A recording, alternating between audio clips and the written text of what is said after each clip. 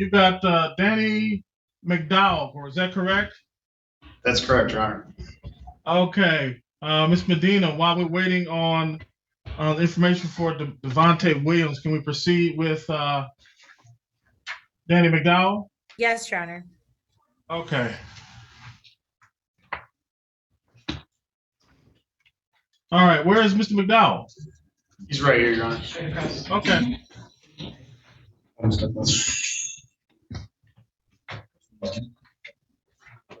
All right. Officer, are you going to be conducting probable cause hearing? You going to swear to it? Yes, Your Honor. Okay. All right. Saturday, July 15th, 2023, 1:10 p.m.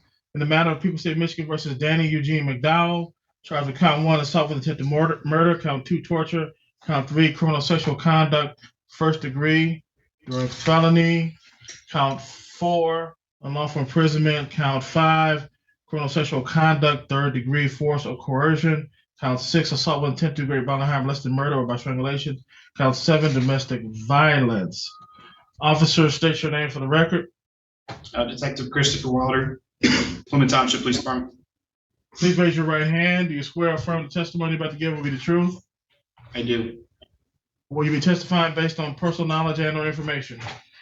First, it'll be investigation, so after the fact. Okay, investigative report, correct? Correct. All right, proceed. So we, Plymouth Township Police Department, responded to 12811 Heritage Drive, apartment 203 on 7/13 at 3:58 in the afternoon for a welfare check on a victim. Let's take a step back, sir. Good. Once they arrived, they contacted the defendant who's in custody, Danny McDowell, and the victim, Faith Allen, at the residence. After speaking with both of them for some time, they were separated. Assault was determined that it happened. McDowell was placed under arrest for domestic. He was transported back to the station. I, as the detective on call, was sent out to the scene, conducted field investigation, conducted interviews. Was found to believe that on Tuesday, a couple of days prior, so it would have been 7/11, assault that occurred, including 3 different times where the suspect placed the victim underwater, held her underwater, and at one point on the third assault actually drowned her to the point that she lost consciousness. Once she woke back up, she went to the bedroom. I'm sorry, all this occurred on the same day? This was over 3 days, Your Honor. Over a 3-day period? Yes, Your Honor. Okay, go ahead. So on 7/11, that's when the 3 drownings occurred. Third one, she passed out, was no longer conscious. When she woke up, she went back to the bedroom. The defendant forced her to perform oral sex on her at that time, or on him at that time. The assault stopped at that point. After he fell asleep the next morning, he slapped her a couple of times, which would have been on the 12th. Nothing else occurred on the 12th. We approached to the 13th. The 2 of them had consensual sex at that point on the 13th, after which he threatened to have her fill up the bathtub a second time, to which she was able to reach out to a colleague to call 911, and that's how the police department got involved in the matter. Okay, what was the torture involved? Was that the strangulation or whatever? I believe, Your Honor, that's what the prosecutor's office determined to be torture. Okay. All right. It looks like mental pain or suffering or whatever. All this occurred in the Plymouth, Michigan? Yes, sir. Plymouth Township. Plymouth Township. Okay, stand corrected. All right. The court is satisfied that probable cause has been established. And we'll proceed directly to the arraignment. Ms. Medina. Crystal Marie Medina, Your Honor, on behalf of Mr. McDowell, with regard to the arraignment, we would waive formal reading and stand mute, Your Honor. Yes. Okay, Mr. McDowell, state your name for the record. Danny McDowell, Danny Eugene McDowell. Okay, thank you. Mr. McDowell, your attorney having waived the formal reading of the complaint and warrant, the court will enter a not guilty plea in this matter. Argument as to bond, please. Your Honor, at this time, so We did have the opportunity to speak with Mr. McDowell. I do understand that these are very serious allegations, Your Honor. However, I would ask the court to consider that at this time, they are just that, allegations. Mr. McDowell disputes these allegations, Your Honor. He looks forward to coming to court and addressing the allegations that have been made against him. Mr. McDowell indicates that he is able to stay with his mother at his mother's home on Deacon Street in Detroit, Michigan. He indicates that he understands he has to have no contact with the complainant or with her address, Your Honor. He is 36 years old. He is not currently on probation or parole. While we do see that he has a criminal history, a felony, a previous felony conviction, it was back in 2006, Your Honor, and that was for an unarmed robbery, Your Honor. He indicates that he drives for Uber. His monthly income varies, but given his variable monthly income and his expenses, he is not able to post a monetary bond at this time, Your Honor.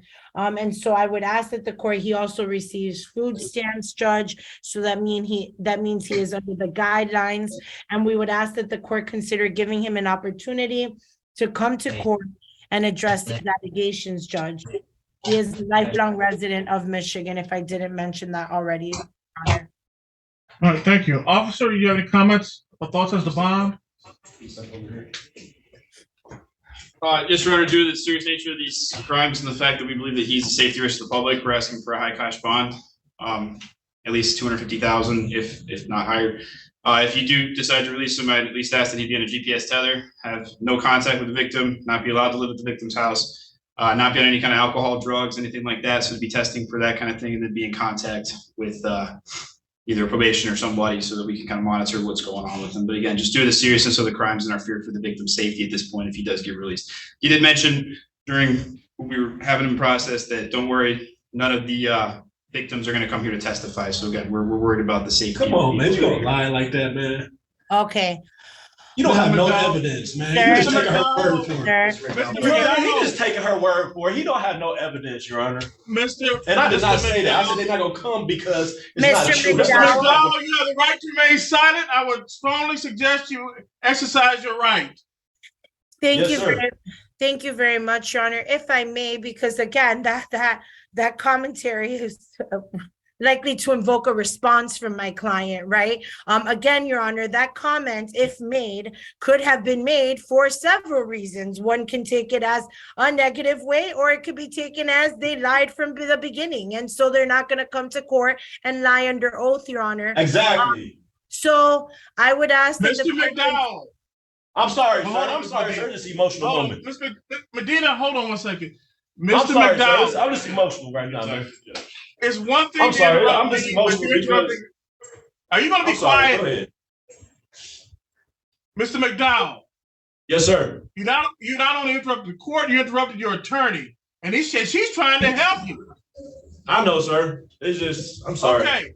Now, I want you to step aside and be quiet for the remainder of this hearing, okay? Yes, sir. Thank you. Thank you, Your Honor. And so I do think, again, if that comment was made, it could have been made for various reasons, Your Honor.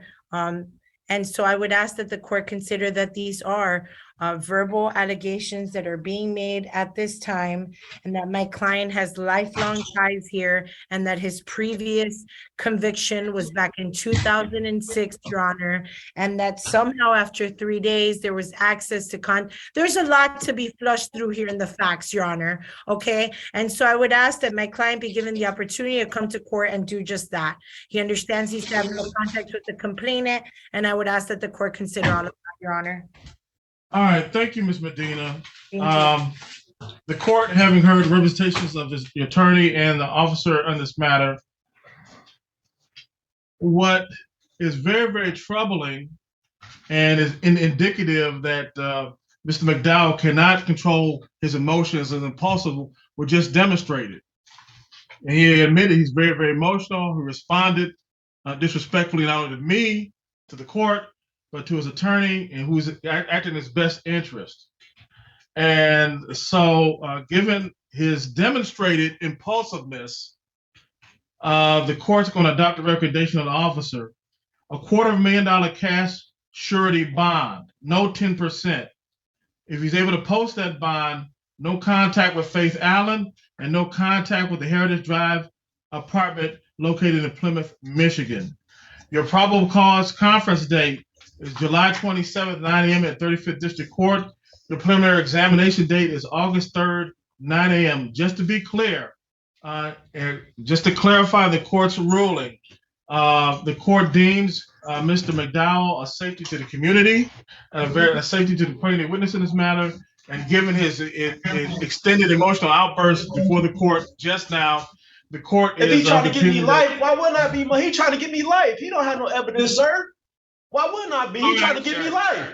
Man, shut up talking to me because you trying to give me life, man. And you know it's not true. And he know it's not true. Why wouldn't I be emotional? He trying to give me life. He ain't got no evidence on none of this. And he just asked for a $250,000 bond. What's wrong with him, man? He don't even got no evidence. Who touched me, man? You ain't got no evidence. Of course I'm be emotional, man. Sorry, Your Honor. He just got me a $250,000 bond with no evidence. Yeah, I'm emotional. Okay, the court's going to change the bond to $500,000. Wow, sir, you can change to $500,000. He's still lying. He don't have no evidence. Now it's $500,000. Make it $1 million. It don't matter. I can't post 250,000. Okay, I'll make it $1 million then. I can't post none of it anyway. Okay, sir, step aside. This concludes the hearing. Okay, Your Honor, so the final amount for the bond? $1 million. And is that cash surety? He seen all that shit on her report, and he ain't taking none of that evidence down, man.